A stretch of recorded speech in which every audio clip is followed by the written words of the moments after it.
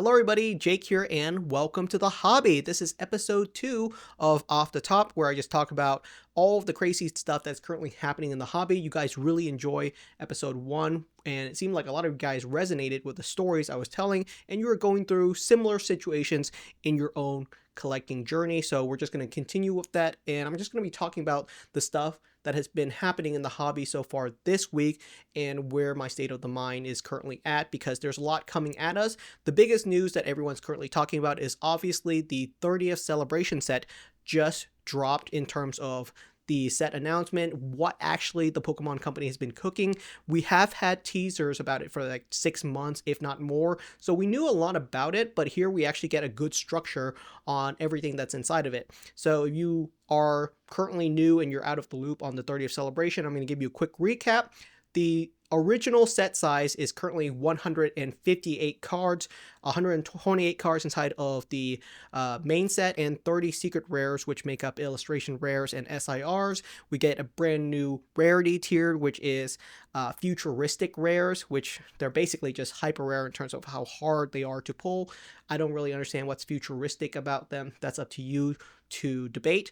And every single card is holographic. You get 5 cards inside of every single booster pack, 6 if you include the energy. I don't count the energy as a Pokemon card really, so you get 5 Pokemon cards inside of every single booster packs. They're all holographic, which is really cool, but considering the set size is 128 cards inside of the main set, you're going to be ripping open a ton of booster packs to get this whole entire set, because Celebrations, 30th Celebrations is bigger than Chaos Rising, it's bigger than Phantasmal Flames, it's bigger than Perfect Order as a set, and every single booster pack has half the amount of cards that these other sets have, because a normal Pokemon card booster pack has 11 cards inside of it, and these newer packs have 5 if you include the energy. So it's going to be a massive challenge to complete this set, which is really suckish, because there are going to be people that are going to be wanting to rip open hundreds of booster packs of this set, and I don't think it's going to be likely that you're going to be able to find a lot of this product at release. ETBs are going to be insanely expensive, booster packs are going to be insanely expensive, because the Pokemon company absolutely cooked for the 30th celebration. Some of it is really exciting and some of it is kind of underwhelming. So the exciting part is obviously there's 30 Pikachu inside of the set. You get a Pikachu holo rare inside of every single booster pack. It has a super sparkly pattern that looks really, really cool. And I think that they are going to be quite desirable. There are going to be a ton of collectors that want every single Pikachu. I know there are collectors that actually hate Pikachu, and so that sucks for them, but that's what the Pokemon company went with for this set. The illustration rares are super cool and desirable. They all look really gorgeous. There is a really awesome subset of cards. People are going to be chasing all kinds of cool stuff like Crystal Lugia, Gengar Prime, base set Charizard. So there's a bunch of really cool stuff that this set has going for it. There's brand new illustration rares, brand new SIRs, but there's tons of callbacks and homages to older sets and fan favorites as well. So it has a lot of good stuff going for it. Moving on to the con, absolutely a big con is that there's only 5 cards inside of every single booster pack, which is generic to the Japanese side, but that's going to make hunting a lot of these cards a lot harder.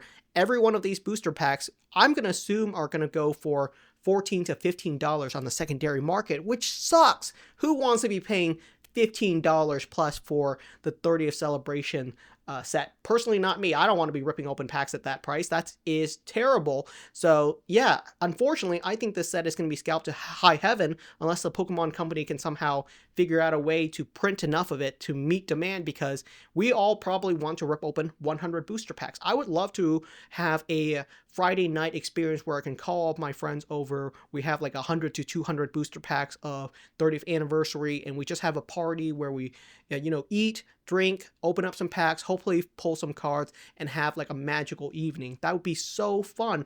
But I'm not sure we can afford 100 to 200 booster packs. Like, that's ridiculous, especially with the current prices. I don't even know if we can find 200 booster packs of 30th celebration to have this, jamboree at my house. So it probably won't happen, which is so unfortunate because it sounds like so much fun. So that is the challenge, and I think that's what a lot of people are currently feeling. There's cool stuff inside of the 30th celebration set, a lot of cool stuff, and I think it would be a ton of fun to rip it open. However, I'm not excited to pay the prices, and I'm not excited to hunt for it because it sounds super draining to wait in lines at GameStop for 5 or 6 hours before it opens to buy a brand new retail ETB of the 30th celebration set for triple MSRP. That is not a fun experience as any collector right now, which is so frustrating. So the pros, let's talk about the pros. The pros is that there's a bunch of cool stuff, great looking set. I really want to rip it open. The cons, the prices and the challenge and the fights over this set is going to absolutely suck. And there are other cons too. Like I think the giant stamp Pikachu on every single card, the giant logo is a bit too big. It does detract from the art. I think some of the cards that they are paying homages to or bringing back as reprints are great. I don't think the brand new Magikarp with a 30th anniversary stamp on it is going to look amazing. I'm assuming it's going to be a completely texturized card, which is what they did with the 25th anniversary. So yeah, my experience with the 30th celebration reveal was a mixed bag. I was really hoping it would be a little bit of a smaller set. If it was 30 cards inside of the main set and 30 cards inside of the subset, I think it would calm the hype quite a bit. But because of the amount of cards inside of this set, because they are slowly drip feeding us news on it over the next 2 or 3 months, I'm going to expect a slow build up to a crescendo of hype for the 30th celebration set, which basically means over the next couple months, just expect the Pokemon Company to reveal a couple more illustration rares every single month, just a couple more illustration rares, just a couple more cool cards. And as we get closer and closer to the release of the 30th celebration, prices are going to be so sky high. Everyone's going to be foaming at the mouth, going frenzy over this set. And even if you want this set, you might be so drained by the fights or the challenge of getting it. You have to wait in so many lines. Like the Pokemon Center is probably going to be botted for weeks. Like imagine the wait time on the Pokemon Center for this set on release day for pre-orders even. That's the sucky part, right? And that's really, really draining. I don't want to do any of that. So while I'm excited to collect the 30th celebration set, I'm not excited for any of the challenges that goes along with it. So hopefully the Pokemon Company prints enough. That's why I think this announcement is getting a lot of mixed feelings from a bunch of people. Some people are excited for it. Some people are excited for it, but really hesitantly and wary about what is going to happen and the ramifications of the amount of hype that this set is going to bring to the hobby. And I'm a part of that group. So let me know what your experience is. Are you excited for the 30th celebration set? It's a large set. It's got a bunch of cards inside of it, tons of holo rares, Pikachu inside of every single booster pack, callback cards, brand new futuristic rares. And if you don't get excited about any of those things, there's still brand new illustration rares and SIRs inside of this set. So it has pretty much everything going for it. There's probably something inside of the set for any collector if you can find it and if it's at retail price, because that's what everyone wants. Liquidity. Let's talk about liquidity really quickly because this has been a topic that's been on my mind for quite a while now. And if you're someone that's on social media or has been collecting Pokemon cards for a while, you probably noticed, but every time someone posts their collection, they'll take a screenshot of their collector showcase and just post it online telling people how much value it is. And usually the top comment is going to say something like, oh, well, that's just the valuation. You haven't sold anything yet, so it's not really valued at that, or it's not worth that much. And that is partially true, is that Pokemon cards are a little bit more illiquid than a lot of other things, which means to convert it to cash is more challenging. It's become a lot easier to sell your Pokemon cards, but something that's been on the back of my mind is how quickly can you sell your collection, or how quickly can you sell cards when shit finally hits the fan or the market crash finally happens. Some people, I said I was predicting that the market wouldn't truly fully crash until like 2029 or 2030, and some people are saying, oh, that's too late, Jake. I think the market's going to crash in 2027 or even right after the 30th celebration set is released. And I don't know if that's going to be true or not, but who can really time the market? Well, let's say things do crash. Let's say things do crash. How quickly can you get out of the hobby? At least sell off a portion of it so that you're not negatively impacted by it. There's lots of different ways that you can sell your collection. The more obvious way is to sell it on some place like eBay. If you have an eBay account, you can just auction everything at $1 auction start.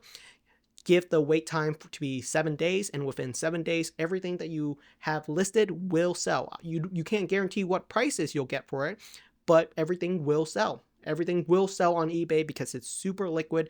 Everything is selling right now. I don't know what the prices will go for, but you could convert every piece of your collection into liquid cash within 7 business days by just listing it all on auction. If you don't have an eBay account, there's tons of consignment services for all these eBay people like Ryan Cardhouse, ZNG Emporium, Probstein. There's a bunch of other ones. I'm just naming a couple. And there's a ton of different avenues to sell your collection.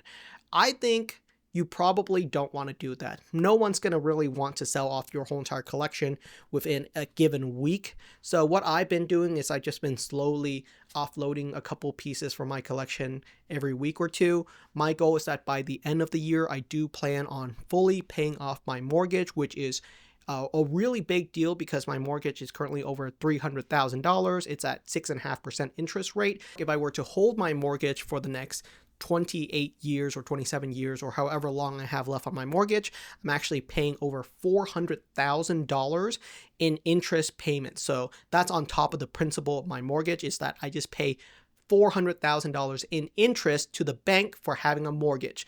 If my interest rate was lower, I probably would just pay off the mortgage slowly. But because my mortgage interest rate is kind of high, I think it's better off for me to just pay it off now, especially since I can do that by offloading just a chunk of my collection, not even all of it. I could actually keep most of my collection intact while still paying off my mortgage, which I think is really cool. So I am slowly selling off a couple of pieces of my collection every couple of weeks. Whenever I go to a card show, I'll sell a couple of items here or there and try to make up that difference over time. And I think that's actually the optimal way to do it, which is you really get to squeeze the most value out of your collection rather than selling everything all at once. But if you wanted to, you could technically sell everything all at once. Don't hedge your bet on that. Try to sell off a couple pieces as you need to and, re-put them back into whatever you want to. So that's my thought on liquidity, is that it's actually a lot more liquid right now than ever before. It's still quite illiquid, which means if you want to cash out on your whole entire collection tomorrow, that's going to be challenging. You can't just do that. Well, maybe you could if you sell everything to GameStop, but then who wants to do that? You'll lose 30% of your collection's value right on top of whatever GameStop charges. So yeah, liquidity is a challenge in the hobby. And the best thing I can say is buy and sell as you need to over time and just drop a couple pieces off every couple weeks. And I think that'd be the best way to regain as much value as you can from your own personal collection for whatever you want. Thank you so much for watching. Let me know what your thoughts are on today's topic, and I'll see you guys again next week.